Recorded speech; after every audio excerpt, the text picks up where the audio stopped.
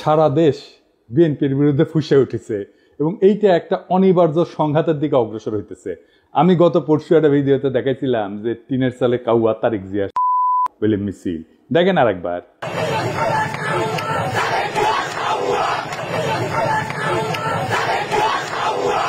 আজকে দেখেন একের পর এক মিছিল।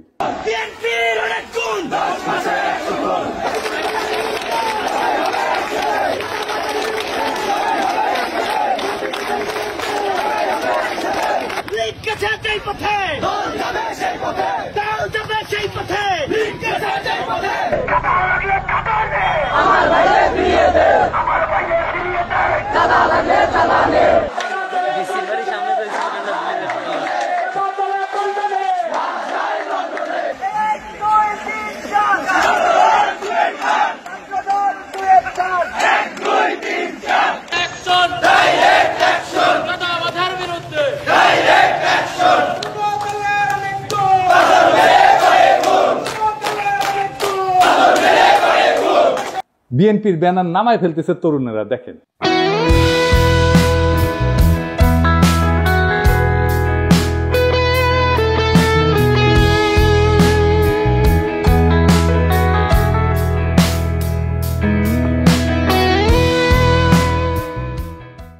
এটাই হইতেছে বিএনপির 11 মাসের অর্জন।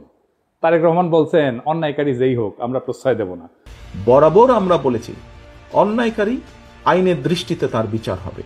দলের সাথে তার কি সম্পর্ক কিচ্ছু যায় আসে না, তাকে দল কোন রকম প্রশ্রয় দিবে না কেউ যদি কোনো অন্যায় করে থাকে। খুব ভালো কথা, কিন্তু গ্রেপ্তার করলে থানা ঘেরাও করে আসামি ছিনাই নিয়ে যায় কেন বিএনপি? এটার উত্তর তো তারেক রহমানকে দিতে হবে।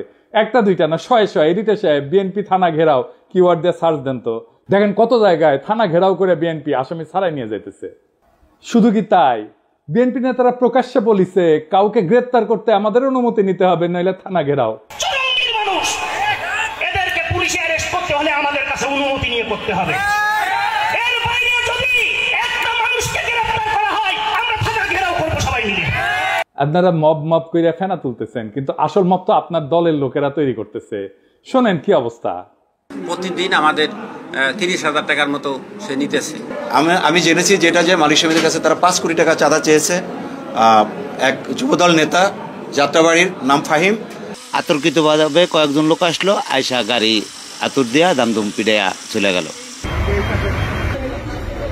বাইরে থেকে একটা ইটা মারে, গ্লাস ভাঙ্গে আমাদের শরীরে, বাল বাচ্চাদের শরীরে পড়লে অনেক উইন্ডো জায়গা, এই জন্য আমরা আতঙ্কে যাইতেছি।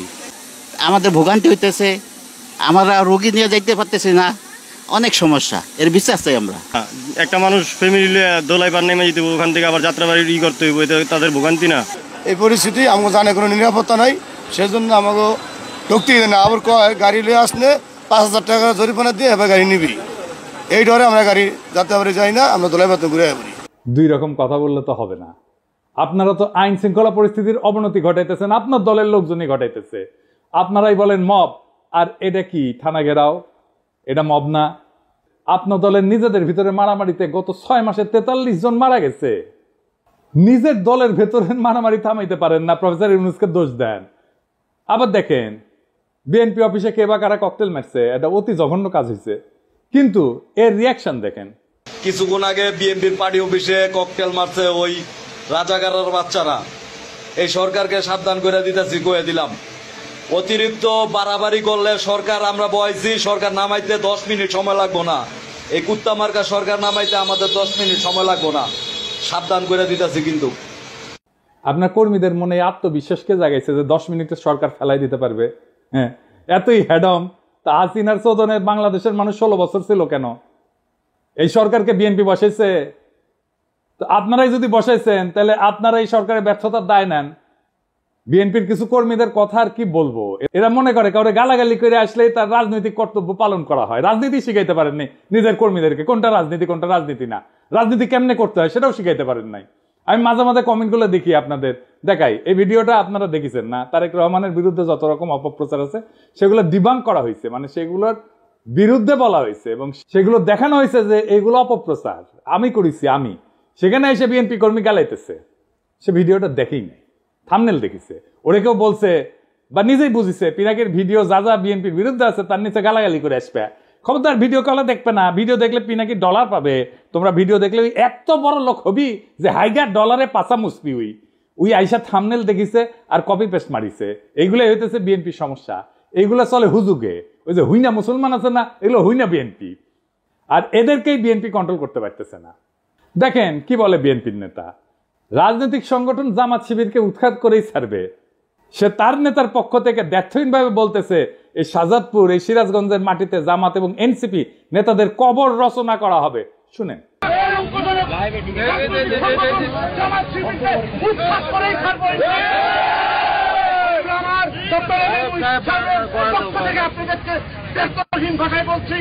এই শাহজাদপুর, এই সিরাজগঞ্জ, বাংলার মাটিতে জামাত এবং এনসিপি নেতাদেরকে কবর রচনা করা হবে। এর নাম হইতেছে আমির হোসেন সবুজ, সাংগঠনিক সম্পাদক শাহজাদপুর উপজেলা বিএনপি। আবার দেখেন তারেক জিয়াকে নিয়ে সন্তান বন্ধ কথা বলছে, তাই ছাত্রদল নেতা সদল বলতে যায় বয়োবৃদ্ধ পিতাকে শাসাইতেছে। সকাল 10টা পর্যন্ত সময় বেঁধে দিচ্ছে, এর মধ্যে ক্ষমা না চাইলে যে জায়গায় পাই আমরা বিচার করব বলে হুমকি দিচ্ছে। শুনেন, বাড়িতে থাকে না, আপনার মাস্টার মানুষ, আপনারা সম্পূর্ণ শ্রদ্ধা দিয়ে কইতেছি। হ্যাঁ, এই যে আপনার মাস্টার, আপনি মাস্টার, আপনার ছেলে তারেক রহমানের গালিগালাজ করে, তারেক রহমানের এই ছেলে, এটা কাকা আমি আপনারা বলবো। আচ্ছা কাকা, আপনি 80 সালে বিএনপি করেন, আমার বাবা আমলি করতো, সমস্যা নাই, কিন্তু তারেক রহমানের নামে যে এই ধরনের কথাবার্তা গুলো লেখে, তখন আমরা তো মনে করেন যে আল্লাহ নবীর করে তারেক রহমানের মানি, বাপদাদা যাচ্ছে বেশি মানি। এমন বিষয়টা হচ্ছে গিয়া উনি তো কোনো অপরাধ করে নাই, ওনারা এই যে গালিগালাজ করেছে বললো যে একটা কথা শুনেন, আপনার ছেলেরে ফোনটা কইবেন যে সুলতানের রায় ছিল কালকে সকাল 10টার মধ্যে তার টাইম, কালকে 10টার মধ্যে যাতে ফেসবুকে যেটা লেখছে এটাতে কয় যে ভুল করছে, ভুল স্বীকার করে কাকা। যদি ভুল স্বীকার না করে এর বিচার কিন্তু আমরা মনে করেন যেই জায়গায় পাই আমরা বিচার করে দিব কাকা, যদি আমরা ব্যর্থ হন কাকা। আর বৃদ্ধ পিতা হাত জোর করে ভয়ে কাঁদতে শুরু করছে, বারবার বলতেছে সন্তান ক্ষমা চাইবে। যে নেতায় কাণ্ড ঘটেছে সে বারবার বলছে যে সে এর কারণে সে বহিষ্কার হইতে পারে, কিন্তু এটা তার কিছু যায় আসে না, কারণ জানে বহিষ্কার হইলে তার দল বহিষ্কার প্রত্যাহার করবে আমাদের অগোচরে। এটা সময়ের ব্যাপার, বহিষ্কার কাগজের ব্যাপার। এইবার শুনেন, এটা আমি লাইভে আছি কাকা, একদম মনে করেন যে সারা বাংলাদেশে দেখতেছে আমার নেতা একটা মানুষ দেখতে পারে, আমার বহিষ্কার করতে পারে, আমার কোনো আপত্তি নাই। যাই হোক, বিএনপি মানে শুধু এরা না, এর বাইরেও বিএনপি আছে, আর তারাই মেজরিটি যারা সত্যিকার অর্থে শহীদ জিয়ার আদর্শ আর খালেদা জিয়ার উত্তরাধিকার বহন করতে চায়। তাদের অনেকেই আমাকে গত ভিডিওর পরে ফোন দিছে, বিএনপির নানা পর্যায়ের নেতা কর্মীরা। অনেকে বলছে যে ভাই দিন শেষে আপনি ইলিয়াস আর কনক মিলা বিএনপির ড্যামেজ কন্ট্রোল করলেন, এখন অনেক পোস্টে হোস্টাইল রিয়াকশন কমেন্ট অনেক কমছে। অনেকে বলছে যে কাজটা ভালো করেন নাই, বিএনপিকে রক্ষা করতে যাইয়া। আমি আসলে বিএনপিকে রক্ষা করতে যাই নাই, দেশের স্বাধীনতা সার্বভৌমত্ব রক্ষা করতে গেছি। আর বিএনপির ভুলগুলা ধরায় দেওয়া থেকে আমি সরে আসি নাই। এখন কইবেন বিএনপিকে রক্ষা করলে বাংলাদেশের স্বাধীনতা সার্বভৌমত্ব, দেশের স্বাধীনতা সার্বভৌমত্ব কেমনে রক্ষা হয়? আসেন এটা না বুঝে দেখি বিএনপির সাথে স্বাধীনতা সার্বভৌমত্ব কেন যুক্ত। একটা আধুনিক রাষ্ট্রের স্বাধীনতা সার্বভৌমত্ব কেবলমাত্র তার ভূখণ্ড বা আন্তর্জাতিক স্বীকৃতির উপর নির্ভর করে না, বরং সেটা গঠিত হয়, তৈরি করতে হয় রাষ্ট্রের জনগণ, প্রতিষ্ঠান এবং রাজনৈতিক পরিকাঠামোর সমন্বয়। তিনটে জিনিস, জনগণ, প্রতিষ্ঠান এবং রাজনৈতিক পরিকাঠামোর সমন্বয়। এই কাঠামোর কেন্দ্রে অবস্থান করে রাজনৈতিক দলগুলা।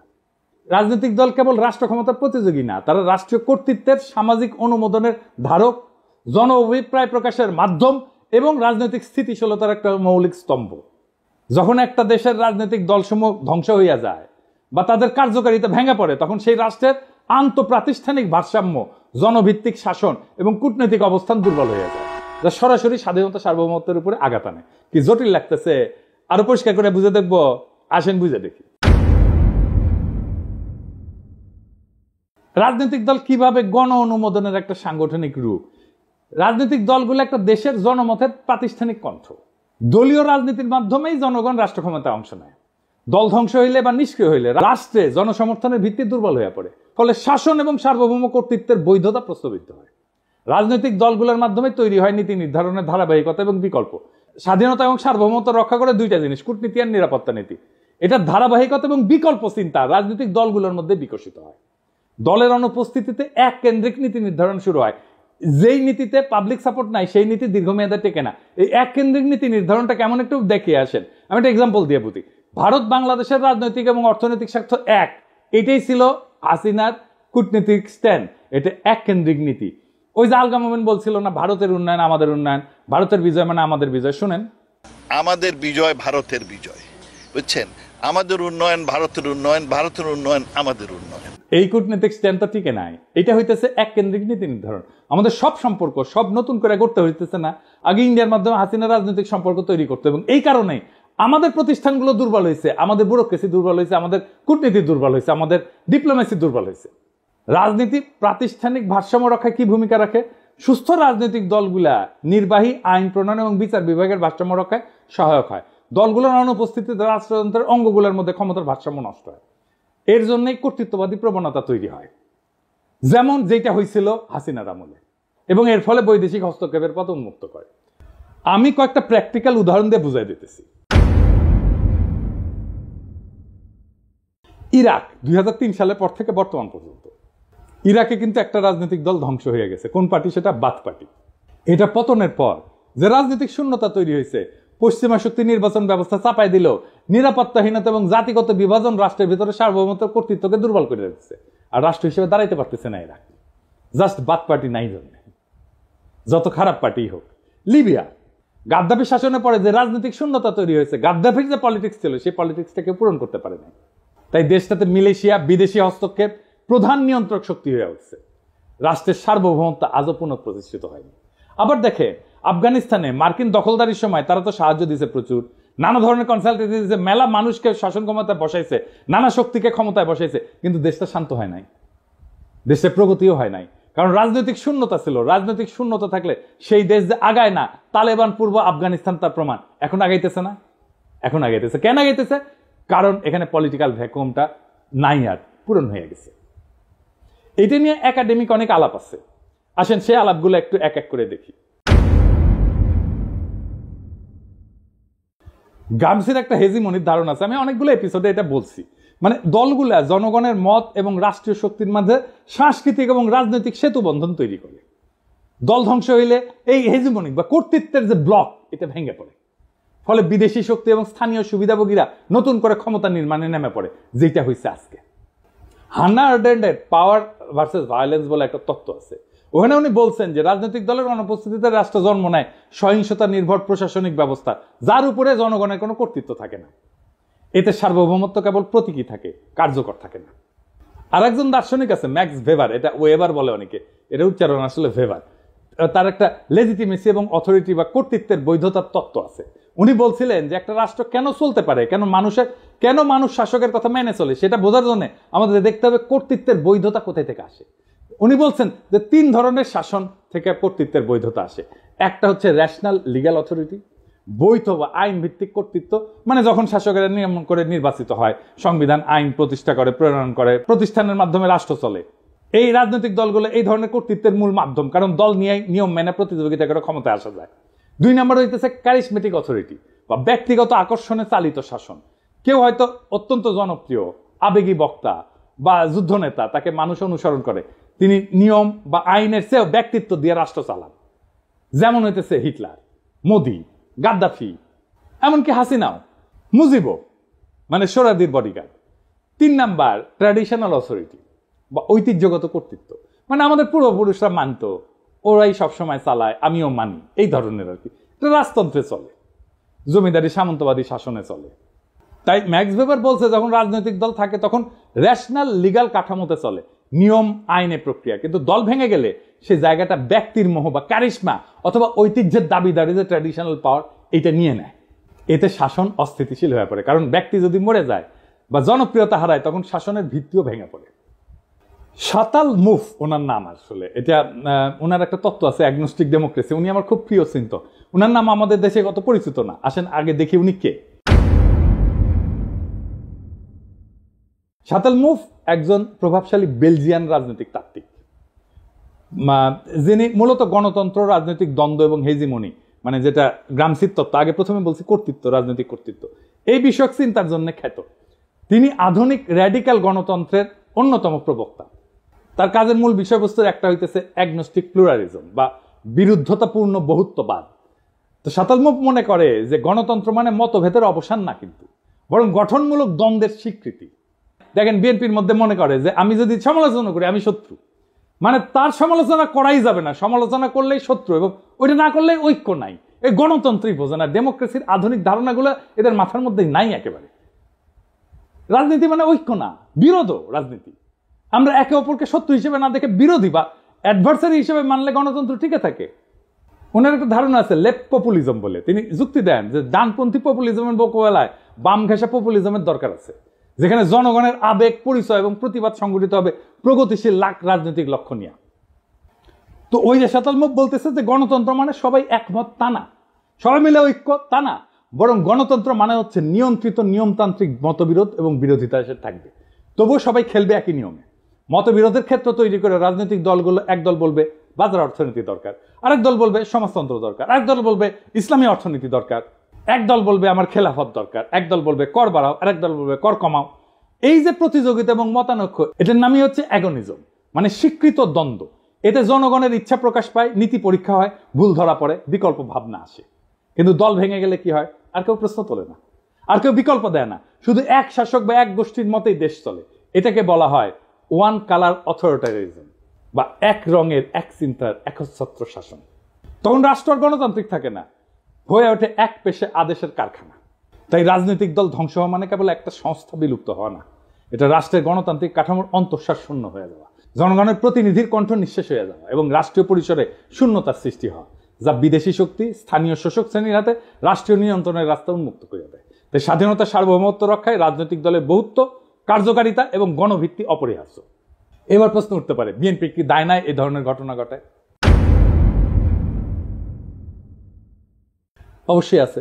বিএনপি বলতেছে তার দলের এই বেপরোয়া লোকদের ঠেকানোর জন্য রাষ্ট্র ক্ষমতায় যাওয়া দরকার। অদ্ভুত কথা, এই তত্ত্ব দিতেছে বিএনপির লোকেরা। বিএনপি কিন্তু এই কাজ করতে গিয়ে জন্ম দিয়েছিল র্যাব, নিজের দলের গুন্ডাদের সামলাইতে পারতেছিল না, তাই র্যাব বানাইছিল। বিএনপির এইসব সোকল্ড ইন্টেলেকচুয়াল ইনফ্লুয়েন্সারদের সাথে কথা বলতে যাওয়াটাও একটা যন্ত্রণা। খোদা তাআলা আমার এমনই কপাল দিচ্ছে যে নিরেট মূর্খ, প্রফেশনালি আনসাকসেসফুল লোকগুলার রেফারেন্স দিতে হয়, একেবারে মূর্খ, কিছু জানে না। ইলিয়াস আমার উপরে খুব খেপা, এই জন্যে খুব চেতিছে। ইলিয়াস কয়, দাদা আপনি এইগুলারে কেন মেনশন দেন? ওদের জীবনের সবচেয়ে বড় পাওয়া পায়ে গেছে, কিন্তু এইগুলো গুরুত্বপূর্ণ, কারণ এরা যে কি মাল সেটা বিএনপির কর্মীদের বোঝা দরকার। তো কারণ বিএনপির কর্মীরা তো ওদের দিকে তাকায় থাকে, ওরা কি লেখে দেখে এবং সেটা অনুযায়ী কাজ করে। তো বিএনপির কর্মীরা বুঝবে না যে সে কাকে ফলো করতেছে, তাকে কে ইনফ্লুয়েন্স করতেছে, সেটা দেখবে না, দেখার দরকার আছে তো ইলিয়াস। তাও আসেন আমি বিএনপি ওয়ালাদের দেখাই, দেখানো দরকার। এটা আমি এইভাবে সব কয়টার বিএনপির অনলাইন কুতুবদের দেখাবো। একটা মানুষ দুনিয়ার জন্য কতটা ইউজফুল এটা বোঝার জন্য আপনি দেখবেন তারে কেউ রিক্রুট করছে কিনা, তাকে কেউ চাকরি দিচ্ছে কিনা, তারে কেউ বেতন দিয়া পালে কিনা, সে কি কাজ করে, কি কাজ করে খায়, পেট চালায় কি করে, তার সাথে প্রফেশনালি কে কানেক্টেড, এটা পাবেন আপনি লিঙ্কডইনে। আমি নিজেও একটা ঠাপ খায় এটা শিখেছি। করে আমার কাছে দাবি করেছিল একজন পিএইচডি আর ইউনিভার্সিটির টিচার, তো ওই লিঙ্কডইনে গেলে কলে আমি বুঝবার পারলাম যে ওই ক্যাঙ্কা পিএইচডি আর ক্যাঙ্কা ইউনিভার্সিটির টিচার। তো বিএনপির এই অনলাইন কুতুব লোকে বলে বিরিয়ানি আলম, কারণ বিরিয়ানির দোকান থেকে টেকা নেয়, সে দাবি করে সে মার্কেটিং করে দিচ্ছে, তাই টেকা নিচ্ছে, ফেয়ার এনাফ।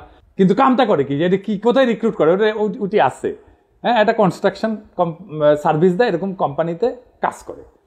কি কনস্ট্রাকশন সার্ভিস দেয় সেটা হইতেছে সে কোম্পানির নির্মাণ সামগ্রী পরীক্ষা করে, যেমন কংক্রিট, অ্যাসফল্ট, মাটি, এগুলো গুণগত মান নিশ্চিত করে। আর কি, এই অগ্রগতি পর্যালোচনা করে, প্রজেক্টের অগ্রগতি পর্যালোচনা করে, নির্মাণের বিভিন্ন পর্যায়ের নিরাপত্তার দিক যেমন কোড ফলো করতেছে কিনা, এগুলো খুঁটিনাটি পরীক্ষা করে দেখে। তো এই কোম্পানির ব্র্যান্ড মার্কেটিং কনসালটেন্ট নিজেই দাবি করেছে ওই ব্র্যান্ড মার্কেটিং কি বুঝে, বানান করতে পারবে, ঢাকা ইউনিভার্সিটির সাংবাদিকতায় পরে মার্কেটিং শিখে গেছে, বাবা বড় তালে বড় এসে গেছে। আচ্ছা কাজ করে কি, ওই লিখিছে ও ফটো তুলে ভিডিও বানায়, উরে বাবা কোম্পানির প্রোগ্রামে, এটা হইতেছে ওর কাজ। কোম্পানির ওয়েবসাইট তৈরি করেছে, লোক পাই নাই, ওরা দিয়ে তৈরি করাইছে। কোম্পানির আইটি সাপোর্ট দেয়, অ্যাডমিন সাপোর্ট দেয়, জিমেল সুইট দেয়া মেল ম্যানেজমেন্ট করে। এর মধ্যে ব্র্যান্ড মার্কেটিং কোনটা বলেন তো? আপনারা তো মার্কেটিং এ অনেকে পড়াশোনা করেছেন, বলেন তো কোনটা? আচ্ছা, সবচেয়ে বড় কাজ যেটা করে সেটাই কিন্তু কই নাই, গুগল ড্রাইভে কোম্পানির গুরুত্বপূর্ণ ফাইল আপ করে। আজকের তরুণ ওরে আপনি বস মানবেন? আমার ভিডিও তো অনেক মার্কেটিং ডিরেক্টর, সিইও, কোম্পানির মালিক দেখেন, আপনি ওরা রিক্রুট করবেন মার্কেটিং এ, জুনিয়র পজিশনে রিক্রুট করবেন না তো। আমার জীবনে একটাই বিষয় ছিল, হ্যাজাকের ল্যান্টার্ন কেমনে জ্বলে, কারণ পুরা যায় তো, তারপরে কেমনে জ্বলে। এই বিরিয়ানি আলমরা দেখার পরে আমার বিষয়, বিরিয়ানি আলমরা কে বেতন দেয় এই কাম করার জন্য? এই লোক বিএনপির অনলাইন কুতুব, অনলাইন ইনফ্লুয়েন্সার, এর বিএনপি কর্মীরা দেখে, তারপর যা বলে উগড়ায় দেয় নানা জায়গায়। তো এই বিএনপি গাড্ডায় পড়বে না, তো পাশে বাড়ি মোকলেস পড়বে। বিএনপি মনে করেছে যে সবকিছু আগের মতো থাকবে, শুধু যায় রাষ্ট্র ক্ষমতায় বসবে, তারা ধপাস করিয়া ক্ষমতায় বসে রাষ্ট্রযন্ত্র দিয়ে গুন্ডামি থামাবে, আর সবকিছু ঠিক থাকবে, পুরা ফ্যাসিস্ট কাঠামো ঠিক থাকবে, শুধু ক্ষমতায় থাকা লোকগুলা বদলাবে। তাইলে তো তাকে আওয়ামী লীগ হয়ে দেশ চালাইতে হবে। পুরা রাষ্ট্র কেমনে চলবে এটা তো হাসিনার ইন্ডিয়া বসে ঠিক করেছে, সেভাবে বানাইছে সবকিছু। সেটা ঠিক রেখা বিএনপি তার মতো দেশ চালাইতে পারবে না? পারবে না। বিএনপিকে এই রাষ্ট্রকে র্যাডিক্যালি বদলানোর চিন্তা করতে হবে। এই বিএনপির 31 দফা অতি দুর্বল রাজনৈতিক কর্মসূচি। আমি শুধু কয়েকটা দেখাইছি, পুরাটা ইচ্ছা করে মায়া করে দেখাই নাই। উচ্চ কক্ষ নিয়ে দেখাইছি না? এত দুর্বল, আপনাদের চিন্তাই ঠিক নাই। আপনাদের রাষ্ট্র নিয়ে সিরিয়াস কোনো চিন্তা নাই। আপনার ক্রিটিসিজম ইন্টেলেকচুয়ালি ডিফেন্ড করতে পারেন না। গালাগালিতে নামায় দেন কর্মীদেরকে। আমি বলতেছি পারবেন না এইভাবে পারলে হাসিনাই ক্ষমতায় থাকতো। হাসিনার একটা বিশাল ইন্টেলেকচুয়াল বাহিনী ছিল, ইন্ডিয়ান ইন্টেলিজেন্সিয়ার ফুল সাপোর্ট ছিল। আপনার কিছু নাই, বাস্তবিকই কিছু নাই। দেখাই দিলাম হাতে নাতে। আপনাদের রাষ্ট্রচিন্তকদের আমার সাথে ডিবেটে বসায় দিয়েন, 5 মিনিটে রণে ভঙ্গে দিবে, টিকতেই পারবে না কোনো আলোচনায়। এটা অহংকার না, এটা রিয়েলিটি। মাইনা নেন এই রিয়েলিটি। শেখ মুজিব কইছিল না শরদ্দীর বদিগার, রিয়েলিটি মেনে নাও ভুট্টোরে। আপনাদের রিয়েলিটি মেনে নিতে হবে। তাহলে বিএনপির কি করা দরকার? আমি বিএনপি করলে আমার বিপুল কর্মী বাহিনীর কর্মসংস্থানের জন্য কাজ করতাম। আমি প্রফেসর ইউনূসের সাথে বসে বলতাম, স্যার আমার 1 কোটি কর্মী আছে, এদের কাজ দিতে হবে, বুদ্ধি দেন, সাহায্য করেন। এদের লিস্ট করতাম, অর্গানাইজ করতাম, ট্রেন করতাম, ফান্ড জোগাড় করে দিতাম। তারপর এসএমই স্মল মিডিয়াম এন্টারপ্রাইজের কাজে লাগাই দিতাম। এরা চান্দাবাজি করে, কারণ কাজ নাই। কাজে ঢুকাই দিতেন, সবকিছু বন্ধ হয়ে যেত, দেশেরও উপকার হইতো। আমি মনে করি এমনকি তারেক রহমানের একটা ফুল টাইম জব থাকা উচিত, উপার্জনের উপায় থাকা উচিত। ব্যবসা না চাকরি। চাকরির অভিজ্ঞতা ছাড়া আপনি পৃথিবীতে আপনার ইউজফুলনেস প্রতিষ্ঠা করতে পারবেন না। উনি যখন রাষ্ট্র ক্ষমতায় যাবেন তখন সেটা বাদ দিবেন। মানুষ যদি দেখে উনি কিছু করেন না, তাহলে রাজনীতি করেন, তাহলে মনে হবে যে আমিও রাজনীতি করব, কিছুই করব না। এবং মানুষ কি মনে করে আসলে আপনাদেরকে, পলিটিশিয়ানদেরকে মনে করে আপনারা চান্দা দিয়ে চলেন। এটা আমার কথা না, একদম জনগণের কথা। আমি দেখাই দিতেছি, শুনেন, দেখেন কি বলে। একটা কাম করে খায়, চাঁদা উড়ায় খায়। ছোট নেতা চাঁদা উড়ায়, বড় নেতা মালিক হয়ে যায়। সব নেতা চলে চাঁদার টাকা দিয়া। কোন নেতা কাম করে কইতে হবে যে আমি কাম করি? সব নেতারা খায় চাঁদার টাকা। চাঁদার টাকা খাইয়া সব নেতার সংসার চলে। আর বাচ্চা কাছে পড়ালেখা করে চাঁদার টাকা দিয়া। ওরা সংসারে মার্কেট করে, টাকা পয়সা দিয়ে মার্কেট করে, যে পানিটা কিনে খায় চাঁদার টাকা দিয়া। চাঁদার টাকা ছাড়া সংসার চলে না। ওরা চিকিৎসা করতে চায় বাইরে বিদেশে চিকিৎসা করতে চায় চাঁদার টাকা দিয়া। আপনি খোঁজ নিয়ে দেখেন, যত বড় নেতা হোক এই চাঁদার টাকা খাইয়া নেতামি করে। প্রত্যেকটা নেতা চাঁদার টাকা খায়, প্রত্যেকটা কর্মী চাঁদার টাকা খায়। কোন দলে চাঁদাবাজ থাকবো না বাংলাদেশে। চাঁদার টাকা খাইয়া এরা রাজনীতি করে। এখন চাঁদা বন্ধ হইলে রাজনীতি কেউ করবে না। চাঁদা বন্ধ হয়ে গেলে রাজনীতি কেউ করবে না। যে ধান্দা নাই, রাজনীতি করবো কেন? কাম করে খাই। চাঁদাবাজি আছে জড়িত, আপনি খোঁজ নিয়ে দেখেন ভালো মতন। দেখেছেন, রেসপেক্ট করে না তো পলিটিশিয়ানদেরকে। কেন করে না? কারণ আপনাদের মনে করে আপনারা চান্দা দিয়ে চলে। বিএনপি এখন একটা সন্ধিক্ষণে দাঁড়ায় আছে। সামনে 2টা পথ, একটা আত্মধ্বংসের আর একটা নবজন্মের। আপনি যদি রাজনৈতিক দল হিসেবে জনগণের কাছে ফিরে আসতে চান, তাহলে এই মুহূর্তে আত্মসমালোচনা, কাঠামোগত সংস্কার এবং র্যাডিক্যাল চিন্তার সাহস দেখাইতে হবে। বিএনপি যদি ভাবে তার পুরনো কাছে ফিরে গিয়ে ক্ষমতা ফিরে আসবে, তার দিবা স্বপ্নের বেশি কিছু না। এদেশের জনগণ নতুন কিছু চায়, নতুন রাজনৈতিক কল্পনা, নতুন নৈতিক নেতৃত্ব, নতুন র্যাডিক্যাল চিন্তা। যারাই নতুন চিন্তাকে ধারণ করবে তারাই ভবিষ্যতের নেতৃত্ব দিবে। একজন প্রকৃত রাজনৈতিক নেতা শুধু বক্তৃতা দেন না, কর্মীদের কাজ দেন। শুধু ভীষণ দেন না, সেই ভীষণ বাস্তবায়নের গাইডলাইনও দেন। যদি আপনার দলের কর্মীরা আজকে হুজুগের চান্দাবাজে পরিণত হয়ে থাকে, তাহলে তার দায় নেতৃত্বকেই নিতে হবে। তারেক রহমানের উচিত এখনই জব হোল্ডারদের মতো আচরণ শুরু করা।